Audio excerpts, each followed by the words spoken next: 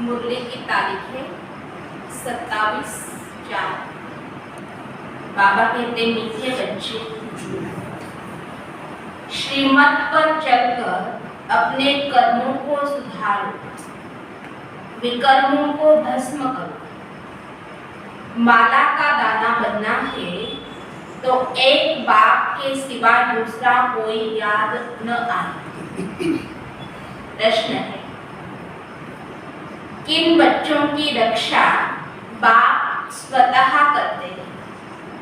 किन बच्चों की रक्षा बाप स्वतः करते हैं? उत्तर, जो जितना सफाई से चलते हैं, बाप से सदा सच्चे रहते हैं, उनकी रक्षा स्वतः होती रहती है। झूठा चलने वालों की रक्षा हो नहीं सकती। माया उन्हें बहुत खींचती रहती है, उनके लिए फिर सजा कायम हो जाती है। दूसरा प्रश्न है, बच्चे रूहानी सर्जन से अपनी बीमारी छिपाते क्यों हैं? बच्चे रूहानी सर्जन से अपनी बीमारी छिपाते क्यों? उत्तर है, क्योंकि उन्हें अपनी इज्जत का डर रहता है। जानते ही हैं माया ने हमें धोखा दिया है, आंखें क्रिमिनल हो गई है, फिर भी बाप से छिपा लेते हैं। बाबा कहते बच्चे, जितना तुम छिपाएंगे उतना नीचे गिरते जाएंगे, माया खा लेंगी, फिर पढ़ाई छूट जाएगी। इसलिए बहुत खबरदार रहना। मनमत व आसुरी मत पर नहीं चलना। ओम शांति। रूहानी बाप रूहानी बच्चों को समझाते, बच्चों ने यह निश्चय तो किया है कि रूहानी बाप ही आत्माओं को पढ़ाते, इसलिए गायन है आत्मा परमात्मा अलग रहे बहु का। मूल वतन में तो सभी आत्माएं इकट्ठी रहती हैं, अलग नहीं रहती हैं। फिर वहां से आत्माएं बिछड़ती, आकर के अपना अपना पाठ बजाती हैं। सतो प्रधान से उतरते उतरते तमो प्रधान बन जाती, बुलाते भी हैं, हे पति पावन आओ, आकर पावन बनाओ। बाप बच्चों को समझाते हैं, हम हर 5000 वर्ष बाद आते हैं। यह सृष्टि चक्र ही 5000 वर्ष का है। निराकार शिव बाबा भी जरूर तन द्वारा ही सुनाएंगे, ऊपर से कोई प्रेरणा आदि नहीं करते। जैसे तुम आत्माएं शरीर धारण कर बातचीत करती हो, बाप भी कहते हैं मैं भी इस तन द्वारा तुमसे बात करता हूं। तुम बच्चों को डायरेक्शन देता हूं, जितना जो डायरेक्शन पर चलते हैं वह अपना ही कल्याण करते हैं। बाप समझाते हैं, फिर कोई श्रीमत पर चले व न चले, टीचर की सुने व न सुने, वह तो अपने लिए ही फायदा अथवा नुकसान करते हैं ना। बाप तो हर बच्चे को डायरेक्शन देते हैं, बाबा के डायरेक्शन से ही बच्चों का कल्याण होता है। फिर भी बाबा कहते हैं कोई श्रीमत पर चले व न चले, टीचर की सुने व न सुने, सुने तो अपना ही फायदा है, न सुने तो अपना ही नुकसान है। नहीं सुनेगा तो फेल हो जाएगा। शिव बाबा तो अच्छी रीति समझाते हैं ना। शिव बाबा से तुम बच्चों को सीख कर फिर सिखाना। संसोच हादर, इसमें जिस्मानी बाप की बात नहीं है, यह है रूहानी बाप की बात, जो बड़े दूर देश से आया है।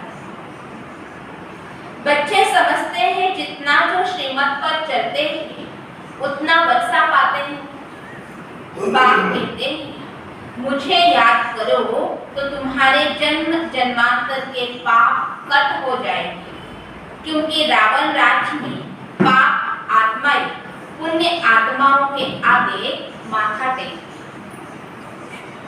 परंतु यह नहीं जानती कि यही पुण्य आत्माएं फिर पाप आत्माएं बनती है। समझते हैं वह सदैव पुण्य आत्मा है।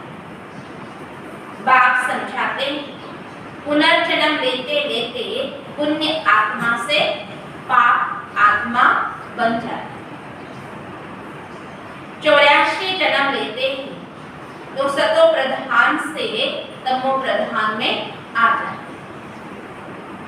बाप आत्मा बनते हैं, फिर बाप को याद करते हैं। जब पुण्य आत्मा है तो बाप को याद करने की दरकार नहीं रहती।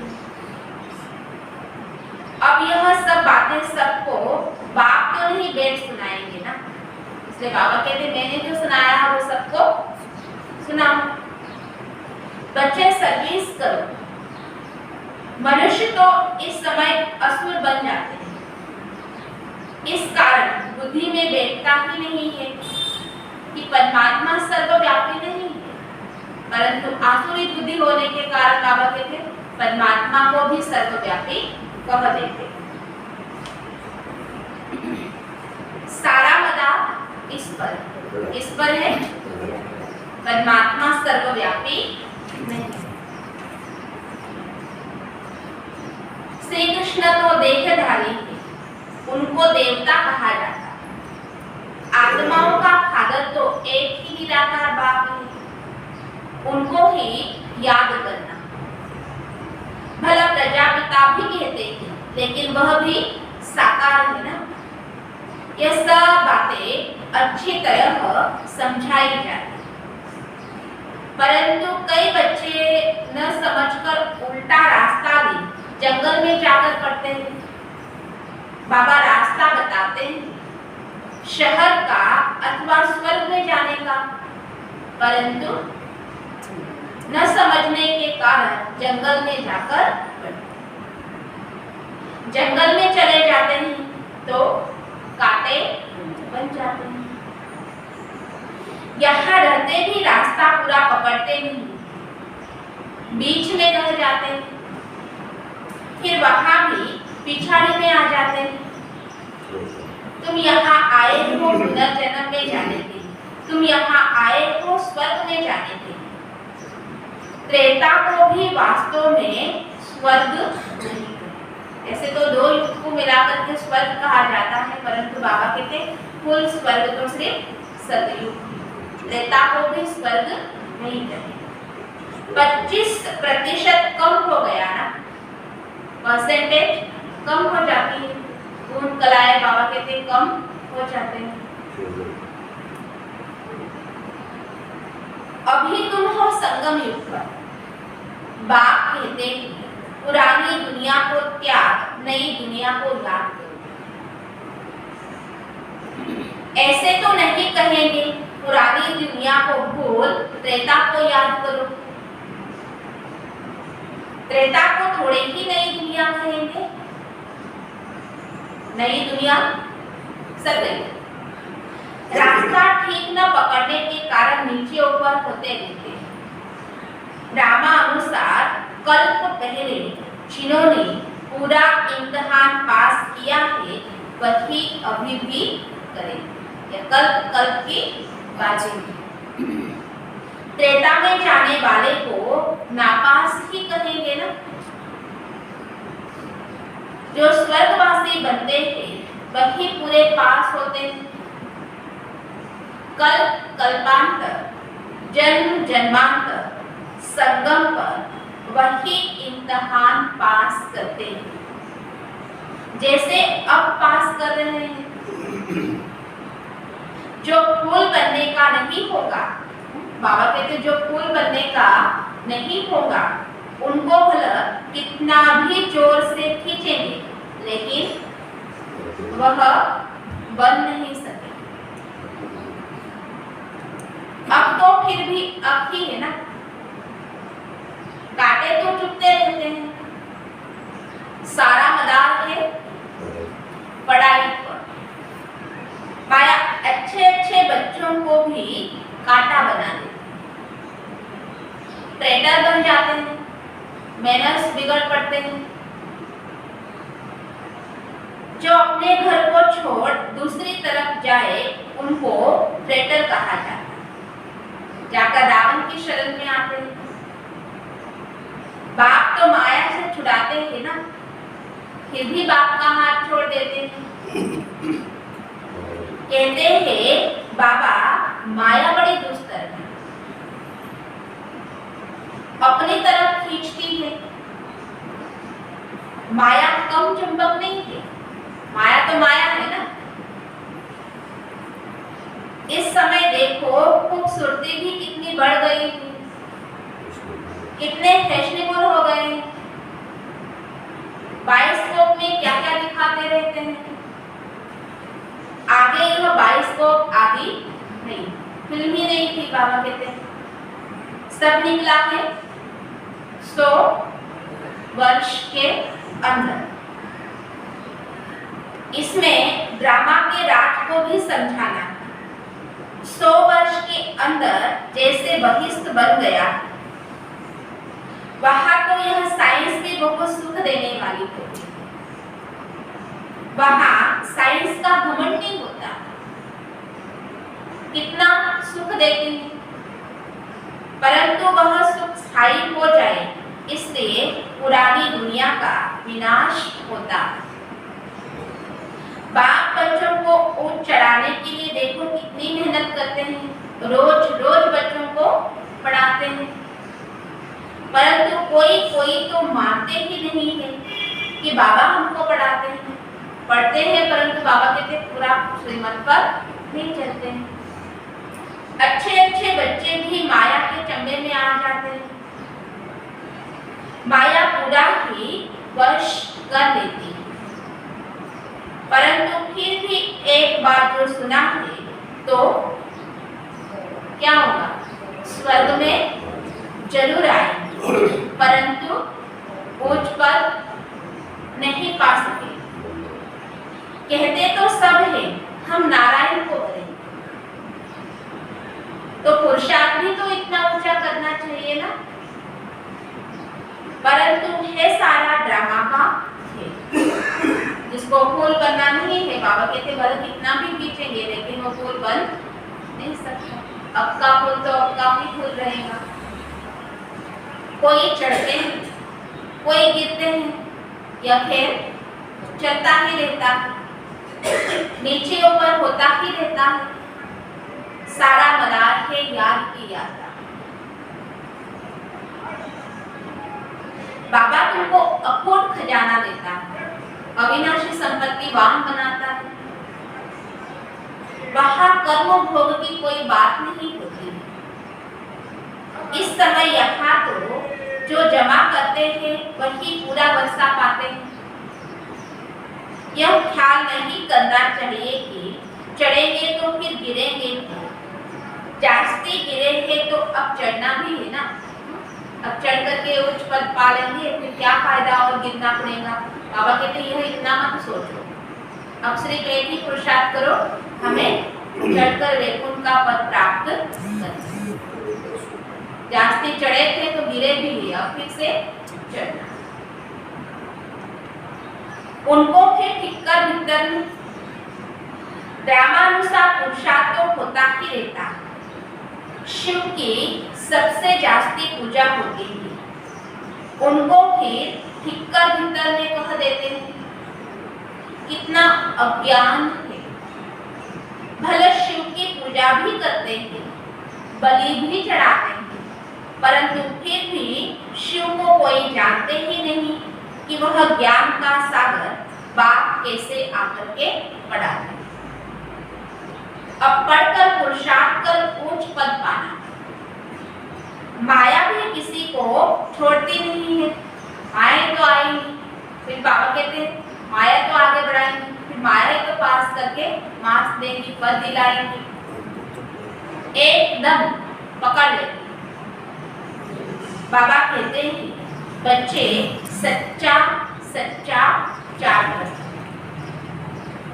कई बच्चे सच नहीं बताते तो सजा भी हो जाती है। सजा के समय भी कहेंगे तौबा तौबा, क्षमा करो, फिर ऐसे नहीं करेंगे। छोटा बच्चा कोई बुरा काम करता है तो बाप मारते हैं तो तौबा तौबा करते हैं ना। यह है बेहद का बाप।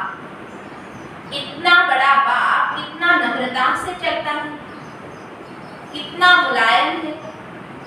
जैसे छोटे बच्चे मुलायम होते हैं, कोई भी बात होगी कहेंगे अच्छा ठीक है, क्योंकि ड्रामा पर चलते हैं।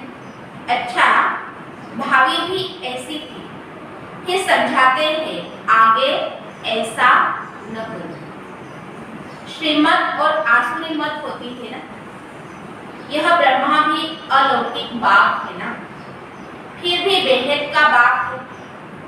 हद के बाप की भी भले कोई न माने, बेहद के बाप ने इसे यानी ब्रह्मा को निमित्त बनाया, तो इनका जरूर मानना चाहिए ना। इसलिए यह बाबा कहते हैं माया कोई कम नहीं, उल्टा काम करा देती है। समझना चाहिए यह है ईश्वरीय मत। बाप कहते हैं इन द्वारा अगर ऐसी कोई मत मिल गई तो मैं भी ठीक कर। इसलिए बाबा कहते हैं ब्रह्मा बाप को भी शिव बाबा ने निमित्त बनाया है ना, और इसलिए ब्रह्मा बाप ने भी बच्चों को जो डायरेक्शन दिए उसे तो अमल में लाना। ब्रह्मा बाबा श्रीमत देगा और जिम्मेवार को शिव बाबा। जितना जो सफाई से चलेगा उनकी उतनी रक्षा भी हो। झूठी चलन चलने वालों की रक्षा नहीं होगी ना। बाबा किन बच्चों की स्वतः रक्षा करता है? जो सच्चाई और सफाई से बाप के मन पर चले, तो स्वतः बाबा रक्षा करते रहेंगे। उनके लिए फिर सजा भी कायम हो जाए। माया नाक से एकदम पकड़ ले। बच्चे जानते माया खा गई, इसलिए हमने पढ़ाई छोड़ दी। होश में आ गए ना, बाबा कहते पढ़ाई छोड़ करके बैठे, समझ में आ जाता हमको माया आ गई। बाबा कहते हैं कुछ भी हो, भले माया आवे, परंतु पढ़ाई कभी भी बंद नहीं। जो जैसा करेगा वैसा पाएगा। कब पाएगा? भविष्य में, क्योंकि अब दुनिया में चेंज होने वाला। यह कोई नहीं जानता सिवाय तुम्हारे। तुम्हारे में भी बहुत बच्चे भूल जाते हैं। अगर याद में रहे तो खुशी का पारा भी चढ़ेगा, परंतु माया एकदम क्या करती है? भुला देती है। यह माया से लड़ाई अंत तक चलती रही। सारा खेल है माया के आधार से। बाबा कहते हार भी और जीत भी होती रही। अच्छे अच्छे बच्चे भी जानते हैं कि हमारे से यह हो गया, फिर सच नहीं बताते। इज्जत का डर रहता है ना, बाबा सुनावे तो नाराज हो जाए, इसलिए बाप भी सुना नहीं सकते, गुटखा खाते रहते। हाँ, कोई युगल है तो समझते हैं, एक ने बताया तो हम भी बता दें। तकदीर में ऊंच पद नहीं है तो सर्जन से छिपाते रहें। अपनी जो बीमारी है बाबा कहते सर्जन से छिपाते रहेंगे। जितना छिपाएंगे उतना बीमारी और भी बढ़ती जाए, नीचे गिरते जाएंगे। यह आंखें ऐसी है जो क्रिमिनल पने को छोड़ती ही नहीं। कोई तो बहुत अच्छे बच्चे भी हैं जो कभी दूसरे को याद भी नहीं करते हैं। जैसे पतिव्रता स्त्री की भी कब कोई पर पुरुष में दृष्टि नहीं जाती। तो बाप समझाते हैं, अगर माला का दाना बनना है तो ऐसी अवस्था होनी चाहिए। एक बाप दूसरा बाप। विश्व का मालिक बनना कोई कम बात है क्या? बहन का बाप पढ़ाते हैं, बाकी और क्या चाहिए? बाप तुमको प्रैक्टिकल दिखाते हैं कि फलाने फलाने में यह खूबी है, इनमें यह है, तब नंबरवार याद क्या देते हैं। यहाँ बैठे बैठे भी बाबा की बुद्धि सर्विस एबल बच्चों की तरफ चली जाए। देखो, जो सर्विस एबल बच्चे उनको बाप भी खुद याद करते, की महिमा भी सुनाते हैं। अज्ञान काल में भी आज्ञाकारी बच्चों पर बहुत प्यार रहता है ना।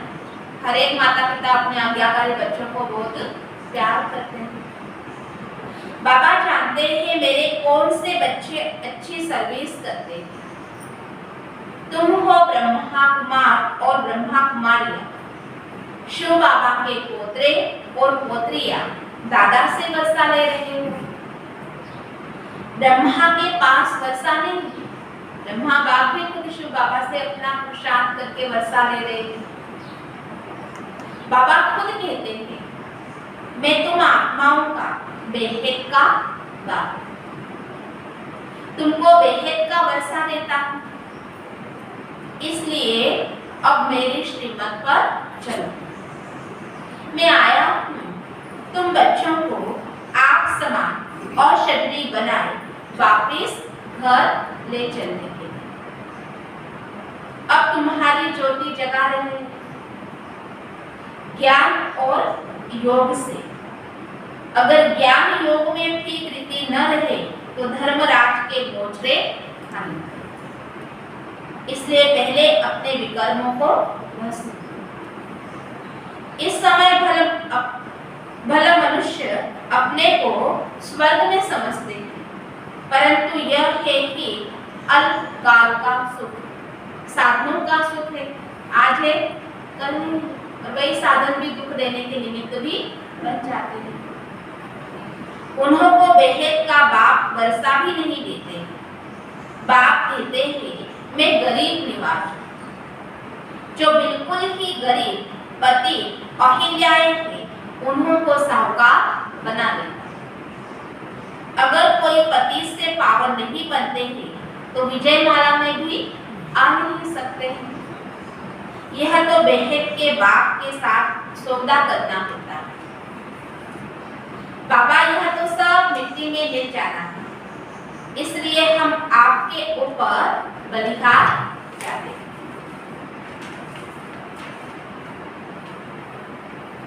यह सब कुछ आप ले हमें स्वर्ग का मालिक बना।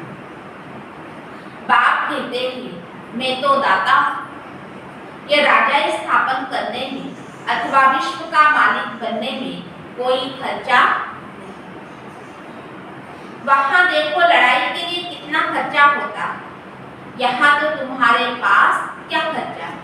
इतने बड़े विश्व के बादशाह स्थापन हो रही, बाबा कहते बिना जो भी खर्चा हो रहा है आपकी सेवा के लिए हो रहा है, क्योंकि कोई हथियार व होगार नहीं, योग बल से विश्व के तुम मालिक बनते हो। बैठे बैठे पुरुषार्थ करके बाबा कहते हैं विश्व के तुम मालिक बनते हो। वो लोग बाहुबल से इतना लड़ते हैं फिर भी विश्व का मालिक बन नहीं सकते। ड्रामा में उन्हों का पाठ ही सच्चा सच्चा राजयोग बेहेद का बाप ही सिखलाते हैं। तुम जानते हो राजयोग से परमपिता परमात्मा ने स्वर्ग की स्थापना की। अब तुम संगम युग पर पढ़ रहे हो और पढ़ाई पर अनुसार ही नंबरवार पद भी होंगे। अच्छा, मीठे मीठे सिखी लगे बच्चों प्रति माता पिता बाप दादा का याद प्यार और गुड मॉर्निंग। रूहानी बाप की रूहानी बच्चों को नमस्ते। रूहानी बच्चों की रूहानी बाप दादा को याद प्यार और नमस्ते नमस्ते नमस्ते। ओम शांति ओम शांति ओम शांति। शुक्रिया बाबा। धारणा के लिए मुख्य सार है पहली पॉइंट, बाप समान नम्रता का गुण धारण करना है, किसी को भी काटा नहीं छुपाना है, फूल बनकर खुशबू देनी। दूसरी पॉइंट है सच्चाई का गुण धारण कर सज्जन से कोई भी बात छिपानी नहीं। पढ़ाई किसी भी हालत में कभी नहीं छोड़ना, आज्ञाकारी बनना। आज का वरदान, बाप द्वारा मिले हुए वरदानों को समय पर कार्य में लगाकर फलीभूत बनाने वाले वरदानी मूल भव। बाप द्वारा जो भी वरदान मिलते हैं उन्हें समय पर कार्य में लगाओ तो वरदान कायम रहेगा। वरदान के बीज को फलदायक बनाने के लिए उसे बार बार स्मृति का पानी दो। वरदान के स्वरूप में स्थित होने की रूप दो, तो एक वरदान अनेक वरदानों को साथ में लाएगा और फल स्वरूप वरदानी मूर्त बन जाएगा। जितना वरदानों को समय पर कार्य में लगाएंगे उतना वरदान और श्रेष्ठ स्वरूप खींचता दिखा उतना श्रेष्ठ स्वरूप दिखाता रहेगा। स्लोगन है अटेंशन नेचुरल हो तो टेंशन स्वतः खत्म हो जाएगा।